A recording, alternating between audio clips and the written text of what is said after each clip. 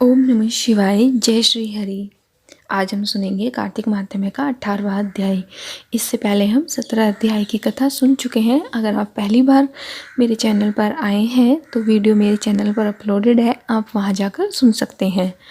और अगर आपने अभी तक चैनल को सब्सक्राइब नहीं करा है तो कृपया चैनल को सब्सक्राइब और वीडियो को लाइक ज़रूर कर दीजिएगा। तो आज हम सुनेंगे 18वां अध्याय और गोवर्धन की कथा। तो चलिए 18वां अध्याय शुरू करते हैं।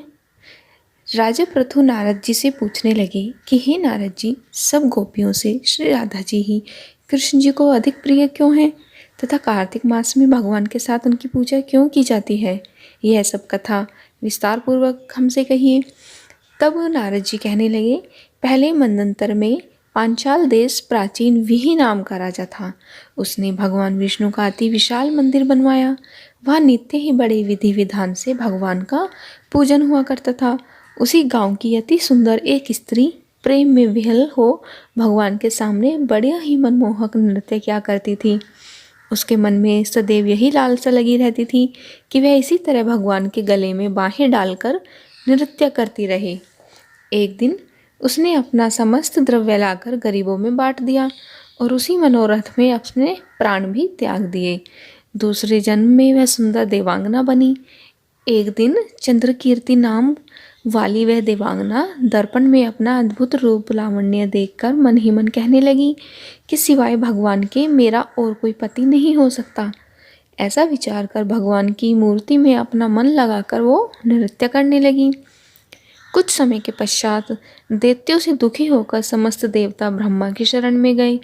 तब ब्रह्मा जी ने भगवान विष्णु के कृष्ण अवतार लेने का संपूर्ण वृत्तांत देवताओं को सुनाया और उनको आज्ञा दी कि देवता ग्वाल बाल एवं देवांगनाओं गोपियों के रूप में जन्म लेकर भगवान की सेवा करें।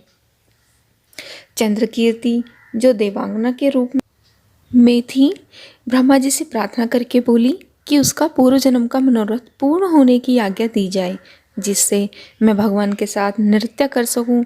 तब ब्रह्मा जी ने उसको वरदान दिया कि तुम नंदग्राम में वृषभान गोप के घर में राधा नाम से जन्म लेकर सब गोपियों से अधिक भगवान को प्रिय होंगी और भगवान तुमको अपने प्राणों से भी अधिक प्रिय समझेंगे।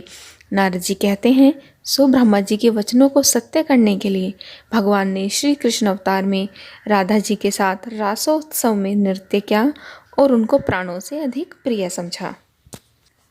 तो ये था 18वां अध्याय। इसके आगे की कथा 19वें अध्याय में सुनने को मिलेगी। अब सुनते हैं गोवर्धन की कथा।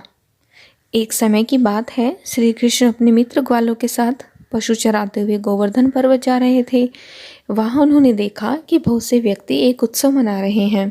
श्री कृष्ण ने इसका कारण जानना चाहा तो वहां उपस्थित गोपियों ने उन्हें कहा कि आज यहाँ मेघ व देवों के स्वामी इंद्रदेव की पूजा होगी और फिर इंद्रदेव प्रसन्न होकर वर्षा करेंगे।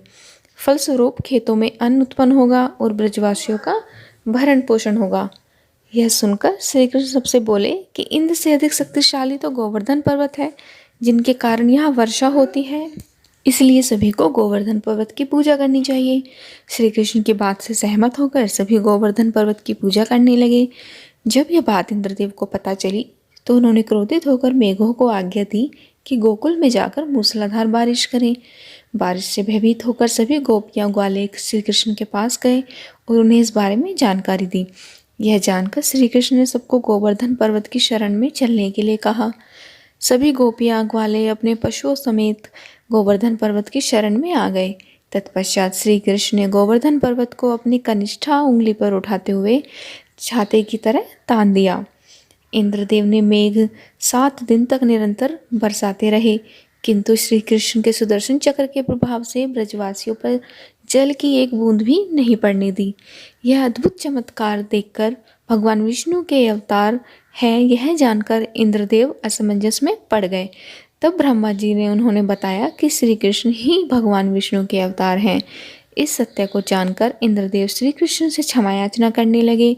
श्री कृष्ण ने इंद्रदेव के अहंकार को चूर चूर कर दिया था, इसलिए उन्होंने इंद्रदेव को क्षमा किया और 7वें दिन गोवर्धन पर्वत को भूमि तल पर रखा और ब्रजवासियों से कहा कि अब वे हर वर्ष गोवर्धन पूजा कर अन्नकूट का पर्व मनाएं। तभी से यह पर्व प्रचलित है और आज भी पूर्ण श्रद्धा भक्ति से मनाया जाता है। और इसी दिन अन्नकूट भी बनाया जाता है क्योंकि ऐसा माना जाता था कि इंद्रदेव ने 56 प्रकार के व्यंजनों का भोग श्री कृष्ण को लगाया था, तभी से अन्नकूट भी बनाया जाता है।